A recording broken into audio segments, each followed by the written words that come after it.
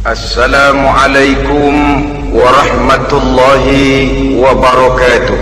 Waalaikumsalam warahmatullahi wabarakatuh. Bismillahirrahmanirrahim. Alhamdulillahi rabbil alamin. Wassalatu wassalamu ala ashrafil anbiya'i wal mursalin, imamil muttaqin, sayyidil ghurril muhajjalin, wa ala alihi wa ashabihil mujahidin at-tahirin, amma ba'du.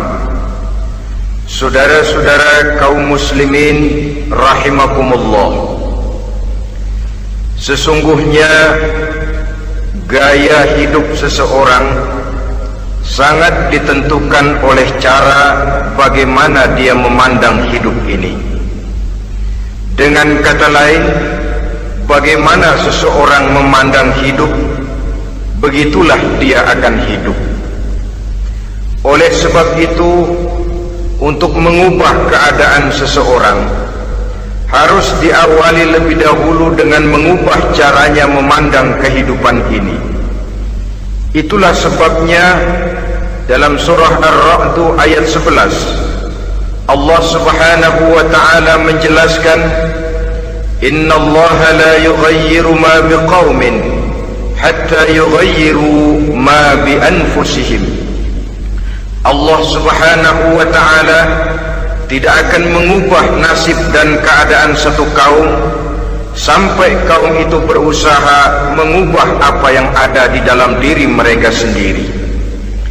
Yang ada di dalam diri itu tentu tidak lain adalah rule of thinking, bahasa kerennya state of mind, kata orang Kulon, cara berpikir, cara memandang kehidupan yang akan sangat mewarnai cara orang menjalani kehidupan itu sendiri.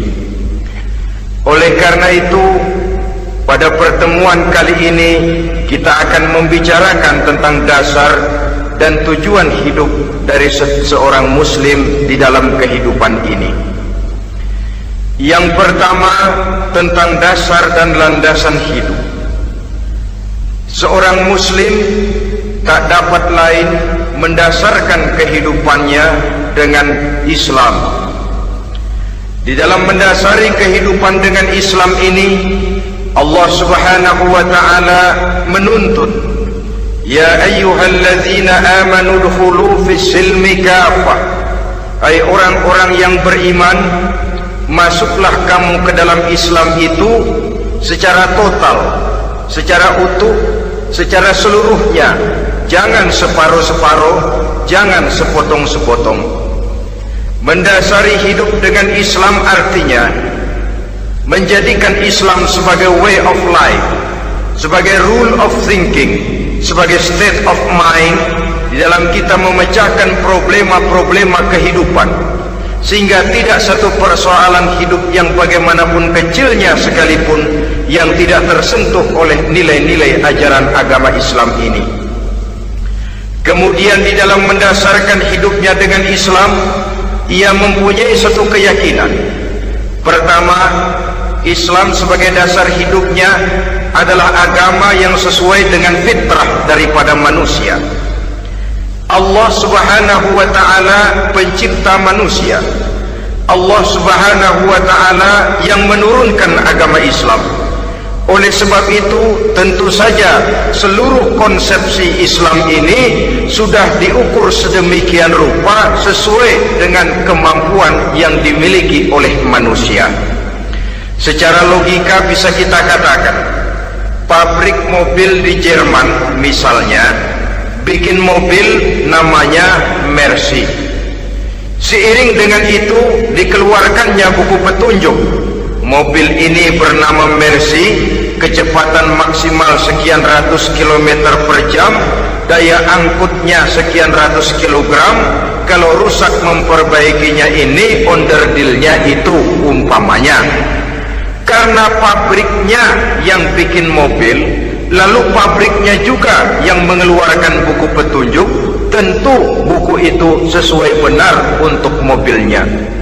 Dan logika mengatakan tidak bisa kita punya mobil Mercy rusak, kita perbaiki dengan menggunakan buku petunjuk yang dikeluarkan oleh pabrik mobil Fiat. Tentu saja mobil makin rusak, acak-acakan dan tidak karu-karuan. Ini artinya, jikalau manusia ingin baik, jikalau manusia ingin mencapai sesuatu yang bernama bahagia, dia harus mengikuti petunjuk yang dikeluarkan oleh yang menciptakan manusia. Dan petunjuk-petunjuk itu telah turun dalam satu konsepsi yang bernama Islam yang sesuai dengan fitrah manusia. Yang kedua, oleh karena keyakinannya bahwa Islam sesuai dengan fitrah manusia, ia pun berkeyakinan bahwa Islam adalah agama untuk seluruh manusia, universal. Walaupun ia diturunkan di tanah Arab, tetapi ia bukanlah agama hanya untuk orang Arab semata-mata. Keyakinan ini perlu ditegakkan kembali, oleh karena akhir-akhir ini muncul pendapat-pendapat yang menganggap seolah-olah agama itu barang impor. Persilahkan saja kalau memang itu merupakan keyakinannya, tetapi menganggap agama sebagai barang impor sungguh merupakan satu kekeliruan yang sangat besar.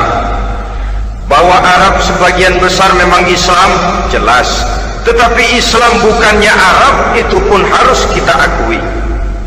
Kita bisa menjadi muslim yang baik tanpa perlu menjadi orang Arab. Dengan kata lain, kita bisa menjadi muslim yang baik dengan tetap menjadi warga negara Indonesia yang baik. Bahwa Al-Quran diturunkan dalam bahasa Arab oleh karena memang ia turun di tanah Arab. Buktinya apa? Walaupun Quran dalam bahasa Arab, tidak satu pun ayat Quran yang ditujukan kepada orang Arab semata-mata. Tidak ada ayat ya ayyuhal arabiyun, hai orang-orang Arab. Tidak ada. Yang ada malah ya ayyuhan nas, wahai manusia. Manusia yang mana? Yang mana saja asal merasa manusia. Kalau tidak merasa manusia, tidak usah terpanggil dengan ayat tadi. Maka dalam mendasari hidup dengan Islam, kita berkeyakinan Islam adalah agama untuk seluruh manusia. Yang ketiga, di dalam mendasari hidup dengan Islam, kita berkeyakinan Islam adalah agama terakhir yang diturunkan kepada Rasul terakhir. Tidak ada Rasul dan Nabi sesudah Nabi Muhammad, dan tidak ada agama lagi sesudah agama Islam. Dasar-dasar keyakinan ini melembaga dalam pribadi kita, membentuk satu keyakinan yang mendasari kehidupan ini, sehingga tidak satu problema yang bagaimanapun kecilnya dalam kehidupan yang tidak tersentuh oleh nilai-nilai Islam. Sejak kita tidur sampai kita bangun tidur, bahkan tidur itu sendiri, dan seluruh kegiatan kehidupan yang kita laksanakan dalam 24 jam, tidak satu pun yang tidak tersentuh oleh nilai-nilai Islam. Inilah pandangan hidup muslim. Jawaban seorang muslim terhadap problema-problema kehidupan yang dihadapinya, yang di dalam menjawab problema itu ia Islam oriented, berorientasi kepada nilai-nilai Islam. Apa kata Islam tentang pekerjaan yang dihadapinya? Halal kata Islam, halal dia katakan. Haram kata Islam, haram dia katakan. Islam oriented. Barometer dalam perbuatannya tidak lain daripada nilai-nilai Islam itu sendiri. Dan kemudian di dalam mendasari kehidupan dengan Islam, ia berkeyakinan Islam adalah satu-satunya agama yang benar. Bahasa kerennya, Islam is the single one, the true religion behind the God. Satu-satunya. Keyakinan ini kelihatannya subjektif, tapi memang inilah pokok daripada kehidupan beragama. Saudara-saudara kaum muslimin rahimakumullah, kalau itulah dasar daripada kehidupan kita sebagai muslim, apa yang menjadi landasannya? Kalau dasar hidup kita Islam, maka landasan hidup kita tidak lain adalah Al-Quran dan Sunnah Rasulullah Sallallahu Alaihi Wasallam. Dunia, penuh dengan orang-orang besar, dan setiap orang-orang besar itu mempunyai ajaran-ajaran yang pernah jaya, pernah dikumandangkan, didengung-dengungkan, naik ke panggung sejarah untuk kemudian tenggelam. Satu ajaran hanya akan langgeng, satu ajaran hanya akan tahan lama apabila dia turun dari sumber yang serba maha. Kalau dia turun dari manusia, maka sifatnya hanya musim. Yang namanya musim, saudara-saudara, namanya musim tidak bisa dilarang. Tapi kalau sudah selesai, habis sendirian. Itu musim namanya. Musim rambutan. Kalau datang musim rambutan, apa bisa dilarang? Gak boleh musim rambutan. Ya tidak bisa, dia akan tumbuh terus. Tapi manakala musimnya habis. Begitulah nasib dari ajaran yang nisbi, relatif dan temporer apabila dia bersumber dari manusia. Maka satu ajaran hanya akan langgeng, tahan lama apabila dia turun dari sumber yang serba maha. Dan itu sudah turun bernama Al-Quranul Karim.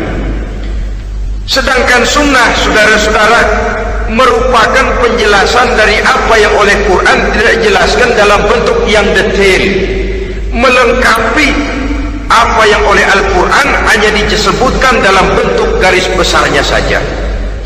Baik Quran maupun sunnah kita sebut merupakan dasar, landasan yang primer. Sedangkan untuk memahami Quran dan sunnah, kita memerlukan pendapat-pendapat orang yang ahli di bidang itu. Dalam hal ini kita sebut saja dengan ulama. Dan ini merupakan sumber yang sekunder dari landasan hidup kita sebagai seorang muslim. Dua rel ini, Quran dan sunnah, merupakan landasan di mana kereta api Islam ini berjalan. Quran dan sunnah. Saudara-saudara kaum muslimin rahimakumullah, oleh karenanya marilah kita menjadikan Quran dan sunnah ini sebagai imam di dalam kehidupan kita. Bukankah Rasulullah sallallahu alaihi wasallam pernah memberikan pilihan, man ja'alal Qur'ana amamahu qadahu ilal jannah wa man ja'alal Qur'ana khalfahu saqahu ilan nar. Siapa yang meletakkan Quran di depannya, dijadikannya Quran sebagai imam dan dia sebagai makmum, maka Al-Quran akan membimbing dia ke surga. Ya, surga di dunia ini, lebih-lebih lagi surga di akhirat nanti. Sebaliknya, wa man ja'ala al-Qur'ana khalfahu, siapa yang meletakkan Quran di belakangnya, dia belakangi ajaran dan konsepsi Al-Quran, dia tinggalkan perintah-perintah Al-Quran, maka Al-Quran yang dibelakanginya itu akan mendorong dia ke neraka. Neraka dunia, lebih-lebih neraka di akhirat nanti. Pilihan terserah kita. Jikalau kita mau menjadikan Quran sebagai imam, artinya kita menjadi makmum. Resikonya dimanapun, makmum wajib ikut imam. Imam takbir, makmum takbir, imam ruku, makmum ruku, imam i'tidal, makmum i'tidal. Jikalau Quran imam kita dan kita adalah makmum, maka itu berarti jikalau ke barat komando Quran, ke barat kita pergi. Jikalau ke timur kata Quran, ke timur kita menuju. Jikalau halal kata Quran, halal kita katakan. Jikalau haram kata Quran, haram kita ucapkan. Itu resikonya kita menjadi makmum, menyusun pola hidup yang lebih Qurani. Tapi sebaliknya, ke barat komando Quran, ke timur kita pergi, ke utara kata Quran, ke selatan kita menuju. Halal kata Quran, malah kita tidak mau melaksanakannya. Haram kata Quran, kita senang bukan main. Artinya kita mau menjadi makmum, dan Quran kita jadikan sebagai makmum, kita sendiri malah mau menjadi imam. Kita paksa konsepsi Al-Quran itu supaya sesuai dengan naluri kemanusiaan kita, mengotak-atik hukum, menghalalkan yang haram, mengharamkan yang halal, Dikala itu landasan hidup kita sudah goyah, tidak lagi sebagai landasan tempat kita bertolak, tetapi malah menjadi satu landasan yang kita injak-injak. Sesungguhnya saudara-saudara, Quran tidak akan membawa berkah, tidak akan menjadi rahmatun wa syifaun lil mu'minin, menjadi penyembuh, menjadi rahmah bagi orang-orang beriman apabila yang kita baca itu kita injak-injak di dalam kehidupan. Upaya menyusun hidup yang lebih Qurani ini seiring dengan usaha kita menjadi warga negara yang baik, yang saya katakan di awal tadi, tidak saling dan tidak harus saling bertentangan. Jadi dengan demikian, dasar hidup kita sebagai muslim adalah Islam, dan landasan hidup kita tidak lain adalah Al-Quran dan sunnah Rasulullah sallallahu alaihi wasallam. Ini landasan tempat kita bertolak. Ini yang mewarnai gaya kehidupan kita.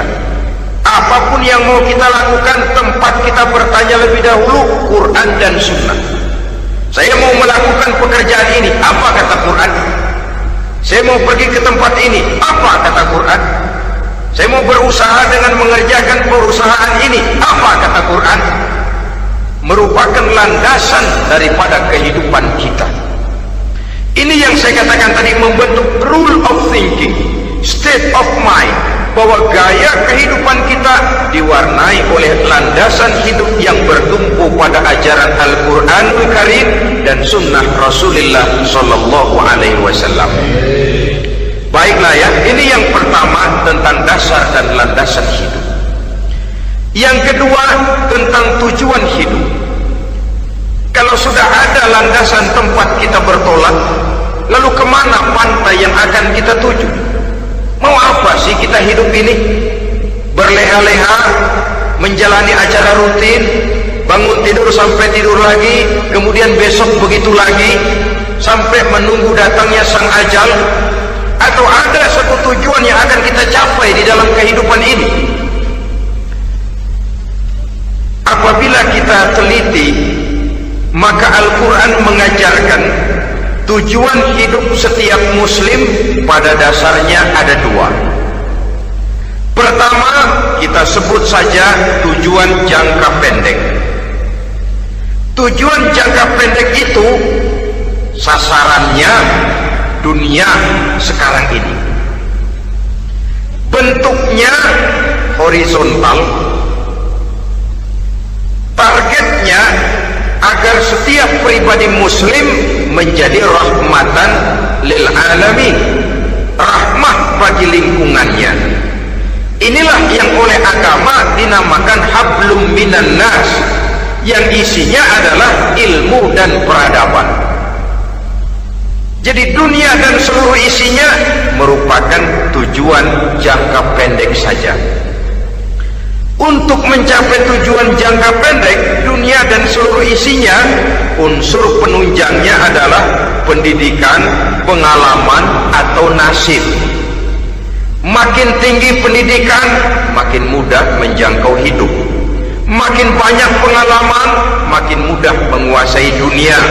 Atau karena faktor nasib, pendidikannya tidak seberapa, pengalaman pun kadang-kadang dangkal, tapi karena nasibnya lagi hoki, kata orang sekarang, nasibnya lagi bagus, dia naik ke panggung memegang peranan. Faktor yang namanya nasib ini ada, tapi tidak bisa dijadikan sandaran. Untuk menjangkau dunia dan seluruh isinya, unsur penunjangnya pertama pendidikan, yang kedua pengalaman, yang ketiga faktor nasib. Oleh karena itu, apabila kita ingin mudah mencapai dunia, yang pertama harus kita laksanakan bagaimana menempuh satu pendidikan. Di zaman sekarang orang terangsang untuk hidup dalam pola yang oleh orang-orang priangan disebut hardolin. Saudara tahu hardolin? Itu potongan dari dahar modal ulin. Filsafat hidup yang pakaian mau bagus, makan mau enak, kerja nggak mau. Akhirnya jadilah dia penghayal kelas berat, tukang-tukang lamun kelas tinggi.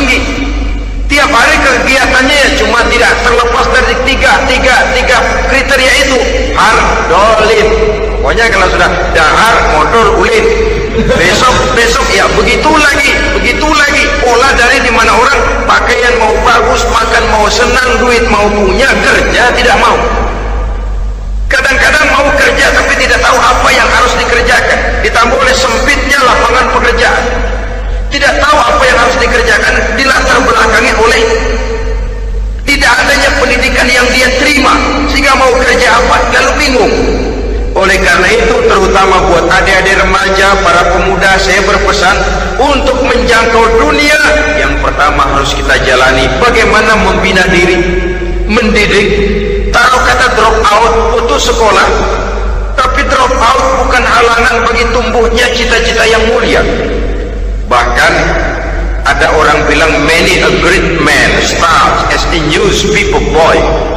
Banyak orang-orang besar yang memulai pekerjaannya dagang koran. Putus sekolah bukan merupakan halangan bagi tumbuhnya cita-cita yang mulia, dan tidak sedikit orang-orang besar yang tidak keluaran perguruan tinggi. Tidak sedikit orang-orang besar yang tidak merupakan produk dari perguruan tinggi tertentu, tapi kerajinannya belajar, banyak membaca, banyak bergaul, autodidak. Syukur kalau masih bisa menempuh pendidikan yang formal. Kekurangan ekonomi, kemiskinan keluarga jangan menjadi penghalang bagi tumbuhnya cita-cita yang tinggi untuk menempuh karier pendidikan yang baik. Ini memang baik, tapi bagaimanapun kata orang, lebih baik makan singkong beneran daripada makan roti ngimpi. Artinya jikalau memang perlu, lebih baik sekolah sambil dagang koran, nyemir sepatu, parkir mobil, daripada hardolin itu tadi. Tanpa prospek hari depan yang ada artinya. Dan pendidikan memang merupakan sesuatu yang baik, tapi tanpa ini rasanya kita akan sulit untuk menjangkau dunia, tersisih di pojok-pojok kehidupan. Jangan lalu bilang, manusia kan rezekinya sudah dijamin oleh Allah, ayam saja ada rezekinya. Of course. Tapi jangan lupa, cara ayam cari rezeki dengan cara manusia cari rezeki lain. Kalau ayam cari rezeki dari tahun atu, modalnya cuma ceker sama patok. Kalau ayam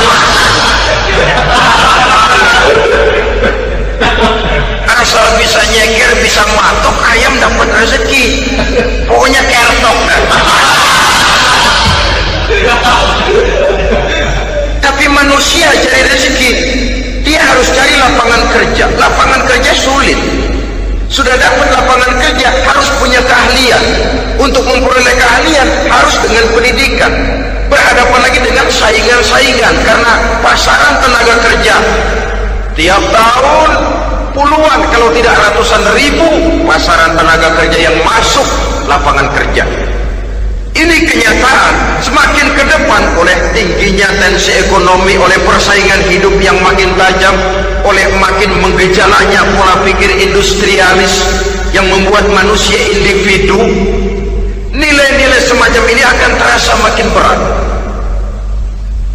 Oleh karenanya, tanpa pendidikan sulit untuk menjangkau dunia. Yang kedua, pengalaman, tenaga expert. Sehingga orang mengatakan experience is the best teacher. Pengalaman adalah guru yang paling bijaksana. Dengan pengalaman kita makin dewasa. Dan orang sering mengatakan kegagalan hakikatnya adalah keberhasilan yang tertunda. Jangan takut gagal, kalau itu akan mengantarkan kita kepada pola hidup yang lebih dewasa, lebih tegar, lebih sanggup menghadapi kesulitan-kesulitan. Dan faktor yang ketiga, nasib. Kadang-kadang orang pendidikannya tidak ada, kadang-kadang pengalamannya tidak seberapa, tapi karena nasib, engkongnya misalnya jadi komandan Hansip, dia naik jadi anggota Hansip. Itu karena faktor nasib saja. Yang ketiga ini ada, tapi tidak bisa dijadikan sandaran dalam arti bahwa kita lalu mengandalkan nasib.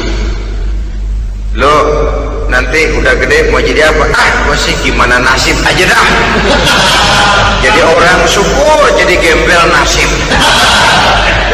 Tidak bisa kita menghadapi hidup dalam satu alur spekulasi.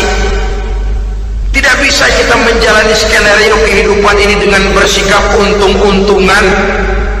Karena kehidupan walaupun tidak bisa dipastikan, paling kurang bisa dirancang, bisa direncanakan, bisa ditargetkan, bisa dianalisa kemungkinan-kemungkinannya.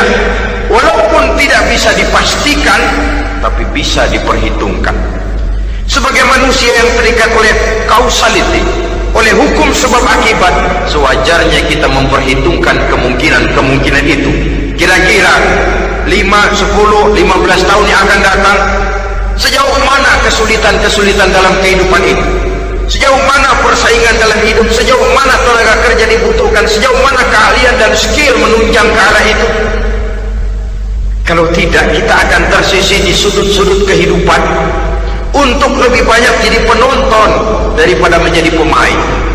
Padahal kita ingin jadi pemain, kita ingin atlet, kita ingin punya peranan, karena kita oleh agama dituntut menjadi rahmatan lil alamin, menjadi rahmat bagi lingkungan di mana kita tinggal, mewarnai lingkungan, bukan cuma diwarnai oleh lingkungan itu sendiri. Itu tadi tujuan jangka pendek sebagai tujuan yang pertama. Yang kedua, tujuan jangka panjang. Tujuan jangka panjang ini sasarannya adalah akhirat. Bentuknya vertikal, targetnya adalah mardotillah atau ridho daripada Allah. Dan ini yang oleh agama dinamakan dengan hablum minallah, tali vertikal yang menghubungkan manusia langsung dengan Tuhannya. Untuk mencapai tujuan jangka panjang akhirat ini, unsur penunjangnya adalah prestasi ibadah. Kalau untuk tujuan jangka pendek, dunia dan seluruh isinya, pendidikan, pengalaman, dan nasib memegang peranan yang sangat penting, maka untuk akhirat, pendidikan, pengalaman, nasib tidak punya pengaruh banyak. Unsur penunjangnya adalah prestasi ibadah. Bagaimanapun tinggi pendidikan, bagaimanapun banyak pengalaman, tanpa prestasi ibadah, nol besar kita dalam pandangan Allah Subhanahu wa ta'ala. Saudara-saudara kaum muslimin rahimakumullah, itu sebabnya seorang muslim sholat, puasa, haji, zakat, yang kalaupun ada target dunia itu cuma side effect saja, sekedar satu efek sampingan. Target utamanya tetap tujuan jangka panjang, akhirat dan ridho Allah. Kenapa kita sholat? Untuk mencari ridho Allah. Kenapa kita laksanakan ibadah haji? Untuk mencari ridho Allah. Kita bangun di keheningan malam untuk mencari ridho Allah. Kalau ada akibat dunia, itu cuma akibat sekunder saja. Ada misalnya orang karena tekun ibadah rezekinya lancar, itu baru persekot, baru tanda jadi. Kadang-kadang persekotnya saja sudah nikmat kok, apalagi cashnya, kontannya. Sebaliknya kalau ada orang rajin ibadah, rezekinya seret, jangan jadi alasan. Kok lu nggak sembahyang? Alah, tetangga gua rajin sembahyang melarat terus. Ya memang sholat itu bukan dengan target dunia, target akhirat, saudara-saudara.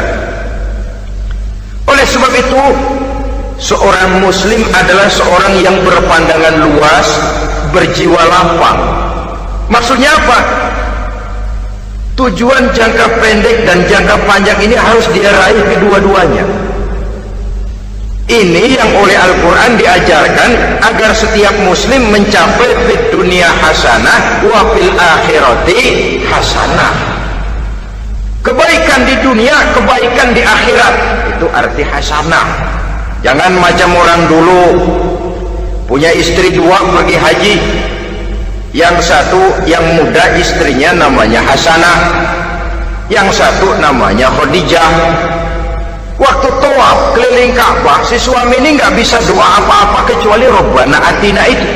tiap putaran Rabbana atina fid dunya hasanah wa fil akhirati hasanah, putaran kedua Rabbana atina fid dunya hasanah wa fil akhirati hasanah.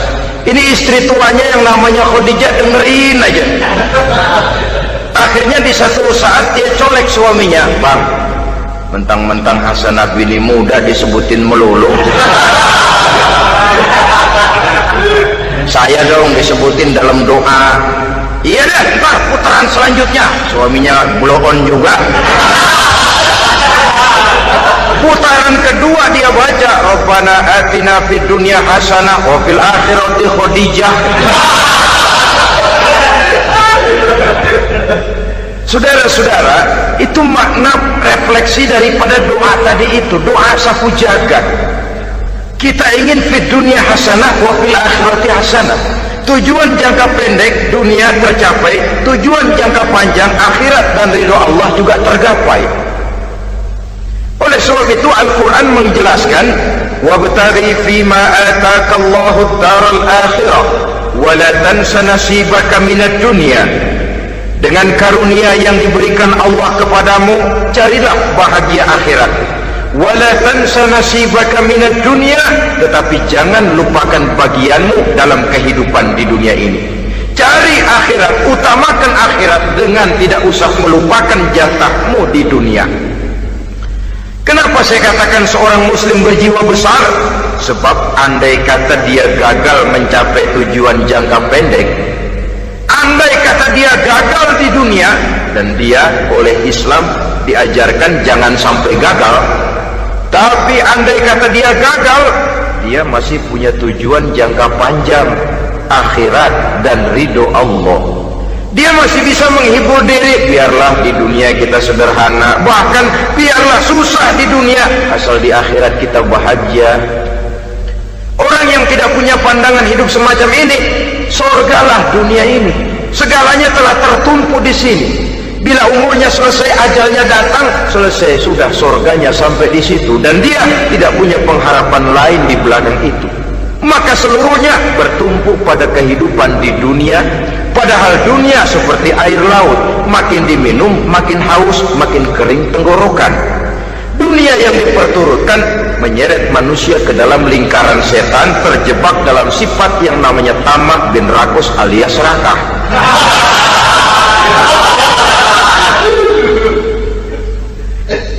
Andai kata dia gagal untuk tujuan jangka pendek, dia masih punya tujuan jangka panjang, akhirat. Dia masih sanggup berkata, biar di dunia kita sederhana, bahkan biar kepelangsak sengsara susah di dunia, asal di akhirat kita bisa bahagia.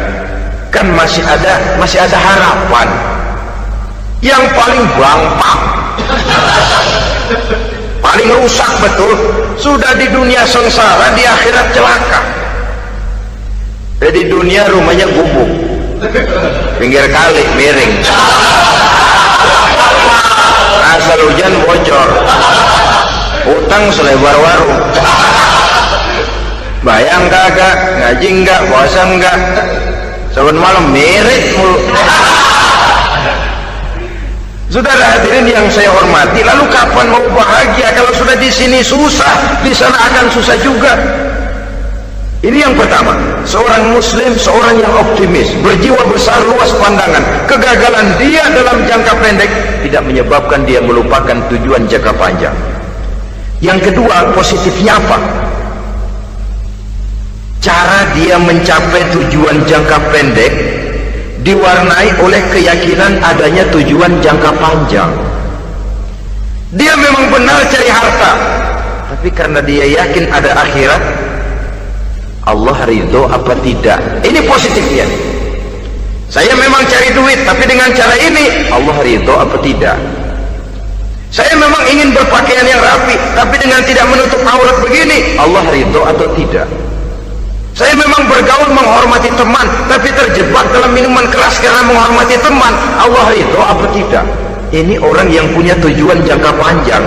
Segalanya diberikan bingkai dengan pertanyaan, Allah ridho atau tidak? Keyakinannya terhadap tujuan jangka panjang mewarnai gaya hidupnya di dunia ini, mencapai tujuan jangka pendek tadi. Mau minum, Allah ridho apa enggak ini? Mau makan, yang saya makan Allah ridho apa enggak?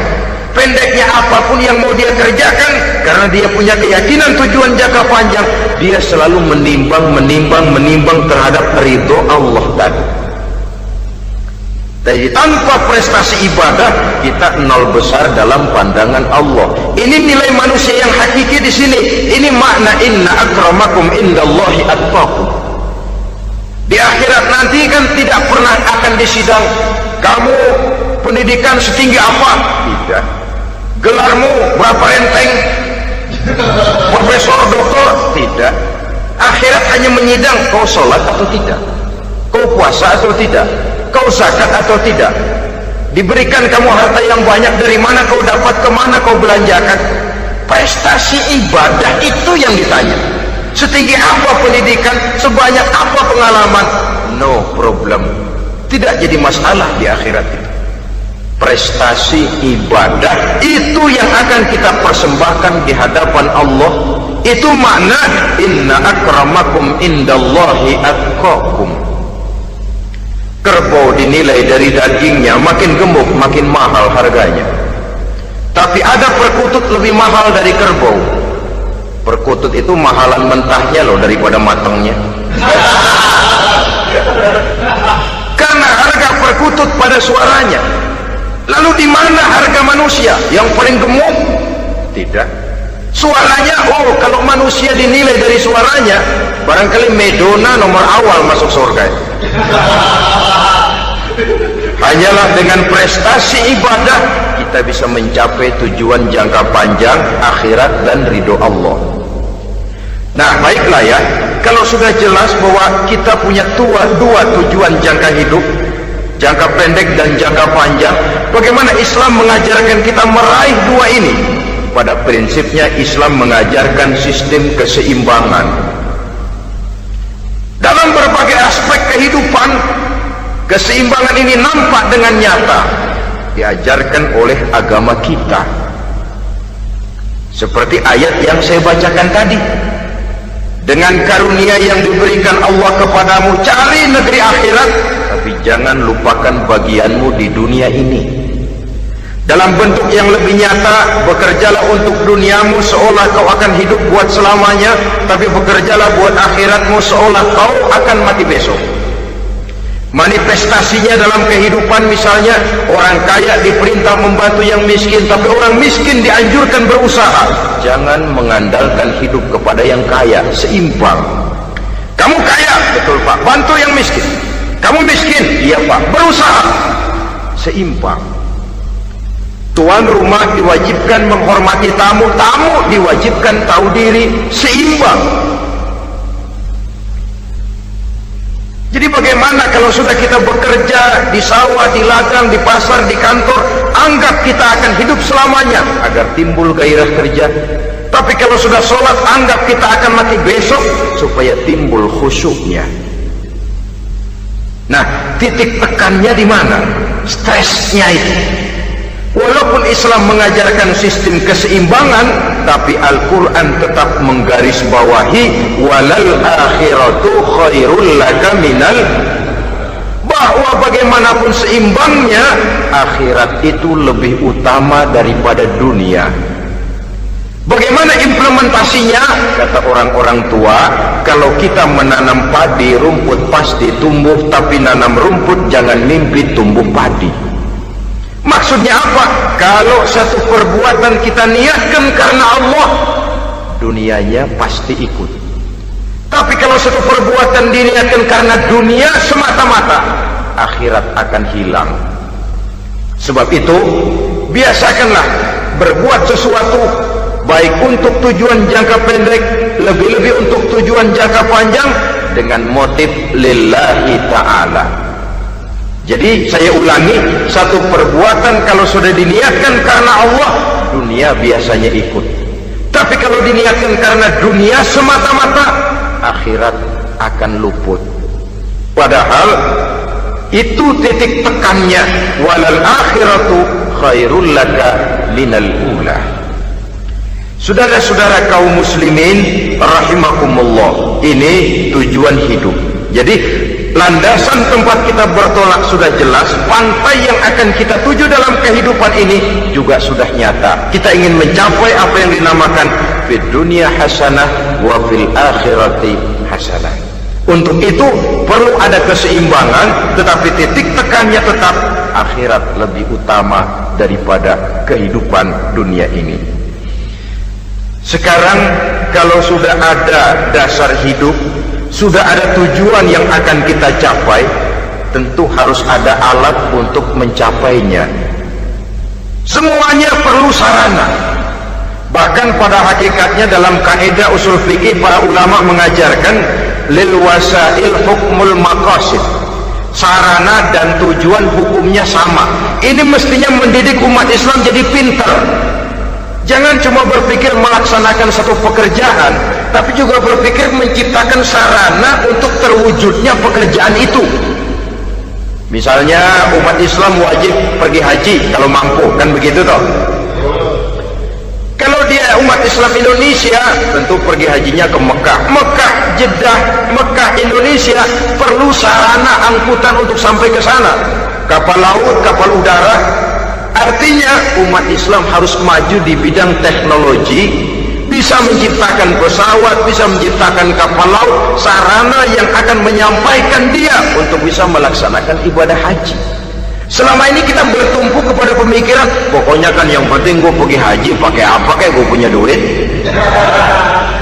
Dari segi pribadi memang barangkali begitu, tapi sebagai umat yang harus mencapai kemajuan, apabila diperintahkan melaksanakan sesuatu, kita pun hakikatnya dituntut menciptakan sarana untuk menunjang pelaksanaan sesuatu itu sendiri. Agama mengajarkan an-nazafatu minal iman, kebersihan sebagian daripada iman. Siapa yang menciptakan mesin cuci, sabun-sabun keras, deterjen, rinso dan lain sebagainya? Siapa yang menciptakan air condition, pembersih ruangan? Kita hanya berpikir pokoknya kan bersih, mau pakai apa kek. Kita jarang yang berpikir kepada pewujudan teknologi modern untuk menerjemahkan hadis itu. Syukurlah belakangan ini sudah muncul teknokrat-teknokrat muslim yang dijiwai oleh semangat Al-Quran, membuka tabir rahasia konsepsi Islam di lapangan teknologi modern, yang makin lama makin menunjukkan tuntutan kebutuhan daripada umat itu sendiri. Dengan demikian, apabila ada tujuan hidup, kita memerlukan alat untuk mencapai tujuan tadi. Supaya tujuan fid dunya hasanah wa fil akhirati hasanah tercapai, apa alat yang harus kita pakai? Kita lihat surah At-Taubah ayat 111 memberikan jawaban. Innallaha ashtara minal mu'minina anfusahum wa amwalahum bi anna lahumul jannah. Sesungguhnya Allah telah membeli dari orang-orang beriman diri mereka, harta mereka, bahwa sesungguhnya bagi mereka adalah surga. Coba kita simak ayat ini sejenak, akan nampak dengan jelas bahwa ayat ini hakikatnya merupakan satu transaksi yang nyata benar antara kita dengan Allah. Transaksi jual beli sudah terjadi, dan itu langsung dengan Allah, tertuang dalam pernyataan Quran. Pembeli Allah, penjual kita orang-orang beriman, dagangannya adalah anfus dan amwal, harganya adalah surga. Itu sudah tanda tangan pernyataan kita siap jual beli ya Allah. Apalagi baiat kita apa? Inna solati wa nusuki wa mahyaya wa mamati lillahi rabbil alamin. Solatku, ibadahku, hidup dan matiku cuma untuk Allah Tuhan seluruh sekalian alam. Minimalnya 5 kali sehari semalam baiat ini kita ulang dan kita ulang. Kenapa lalu kita tidak konsekuen? Dalam konteksnya dengan persoalan, maka alat hidup kita itu ada 2. Pertama, anfus.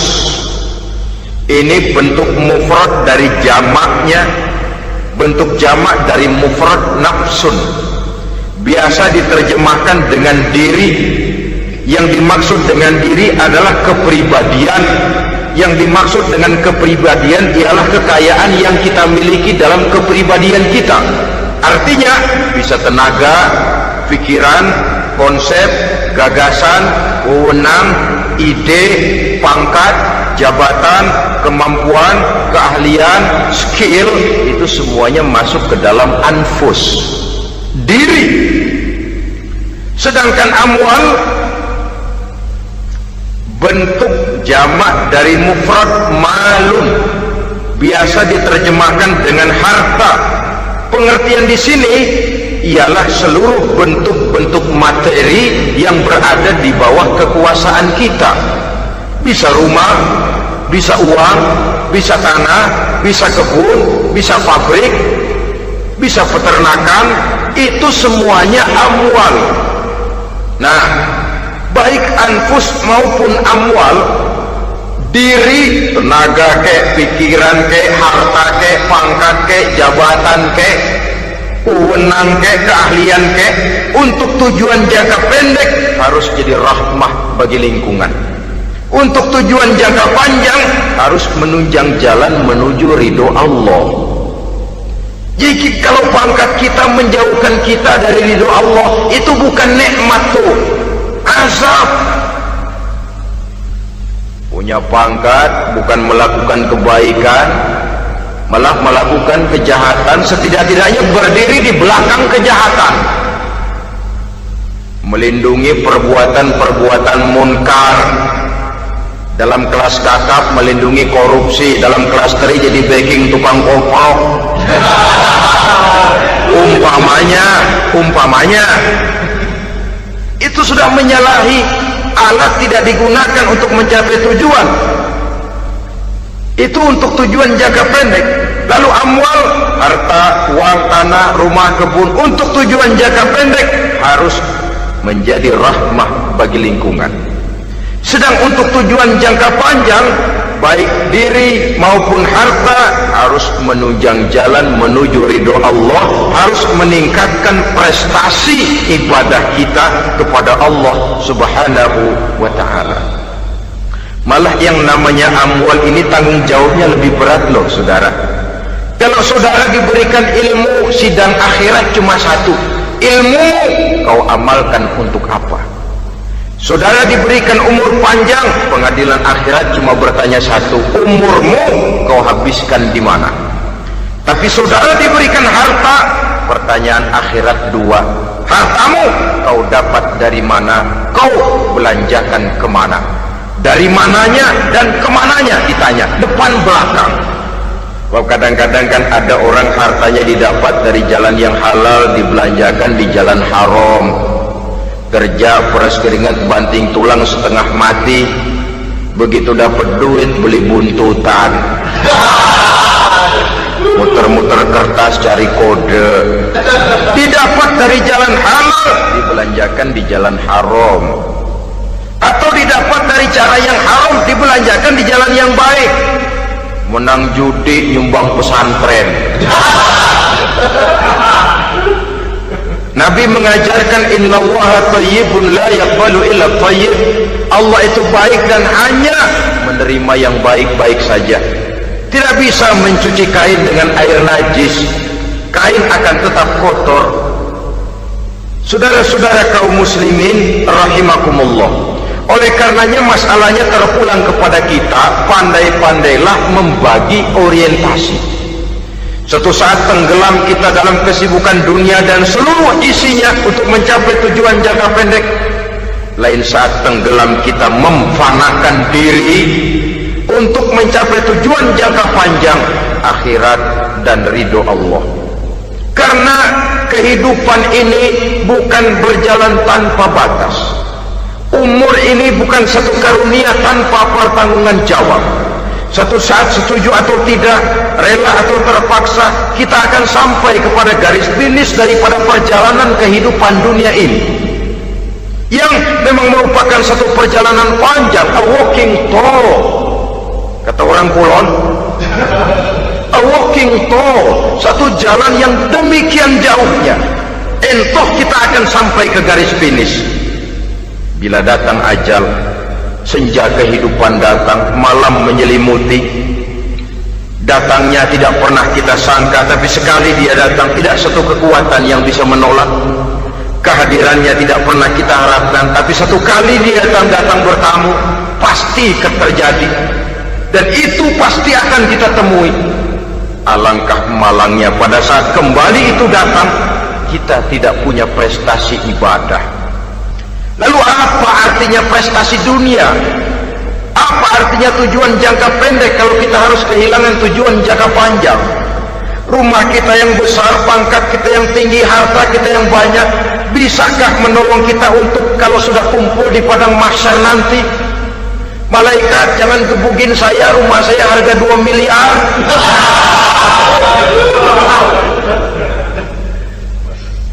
Sudahlah malaikat, damai saja, itu Rolls Royce saya. Pakai saja malaikat, pakai. Kata malaikat, gue budak, gue nggak butuh gituan. Hanya prestasi ibadah yang bisa menyelamatkan kita pada kondisi semacam itu. Jadi oleh karena itu saudara-saudara, biar di dunia ini rumah kita besar, mobil bagus, uang banyak, pabrik ada, usaha lancar, asal di akhirat masuk surga aja, gak apa-apa. Daripada di dunia sengsara, di akhirat neraka, senangnya kapan? Sudah di sini sengsara, di sana kebelangsak. Itu yang orang-orang tua bilang lacur kuda namanya. Pelan dipecut, kenceng digentak, setengah mati, serba salah. Kuda kalau bisa ngomong, gue setengah mati, serba salah. Pelan dipecut, kekencengan ditarik, itu yang namanya lacur kuda begitu. Serba salah posisinya. Untuk itu pandai-pandailah membagi orientasi supaya tercapai tujuan ideal ini. Fid dunya hasanah wa fil akhirati hasanah. Ini tentang tujuan hidup. Nah, untuk mencapai tujuan ini kita tidak berjalan sendiri. Kita perlu teman hidup. Di samping teman hidup ada pula lawan hidup. Siapa teman hidup kita untuk mencapai tujuan hidup ini? Dalam arti sempit, teman hidup kita suami istri yang taat kepada Allah. Suami istri lebih dari sekedar satu pasangan, juga saling melengkapi, merupakan bagian daripada kehidupan. Suami adalah teman istri, istri adalah teman suami untuk mencapai tujuan hidup tadi, mencapai fid dunya hasanah wa fil akhirati hasanah. Seiring, seirama, selaras, serasi, seimbang, kata orang sekarang. Teman dalam arti sempit.